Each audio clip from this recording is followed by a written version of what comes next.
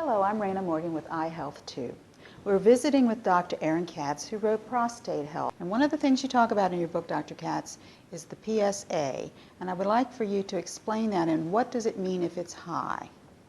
Okay, well, this comes up every day in clinical medicine when in a urologist's office, a man comes into your office and he has urinary symptoms, he's over the age of 50, he needs a blood test for the PSA, which stands for prostate-specific antigen. And I think men need to understand that this is not, because it's elevated, this does not mean that you have cancer. This is not a prostate cancer test. It is a test that measures prostate tissue in your body. PSA is only made by the prostate. No other organ in the body makes PSA, so it's prostate specific, but it's not cancer specific. So just because you get your test back and it's high doesn't mean that you have cancer. But on the other hand, and this is where it gets a little tricky, just because your PSA is low doesn't mean that you don't have cancer. That is tricky. That is. And so we need to follow PSAs over an extended period of time. And what we do know about PSA is that the higher it is, if it goes above 10, there is a stronger association between cancer and PSA. Now, PSA can be elevated in a number of conditions. If you have, we were talking about prostatitis. If you have a prostatitis, whether it be chronic or acute, if you have a urinary tract infection, that can elevate your PSA to very high levels. If you've had sexual relations the night before, that can elevate your PSA. Or if you've had any type of prostate manipulation, if you've had a prostate biopsy within the last 4 weeks, that can elevate your PSA. So there are a number of conditions.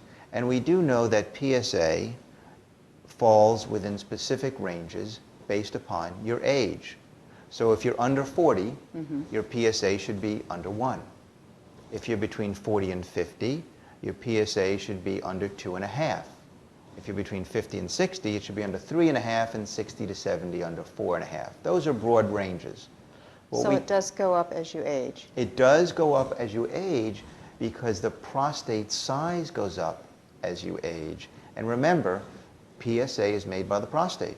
More prostate tissue, higher PSA levels get into the blood.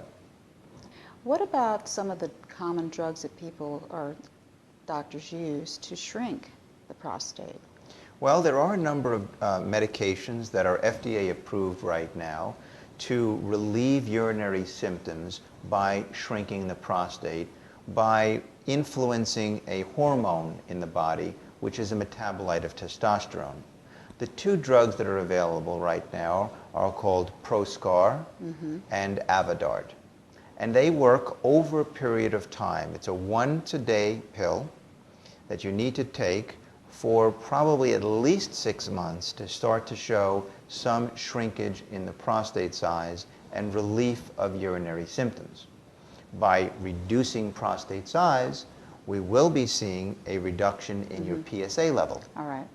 So that's important. So and if we don't see that reduction in PSA level, that may be a sign that the patient has cancer. I see. So we need to reduce it, and usually it will reduce by half, usually by a year. So if a man comes in and his PSA was 4, by the end of a year, if he's on one of those medications, his PSA should probably go down to 2. Okay. Are there side effects to those drugs?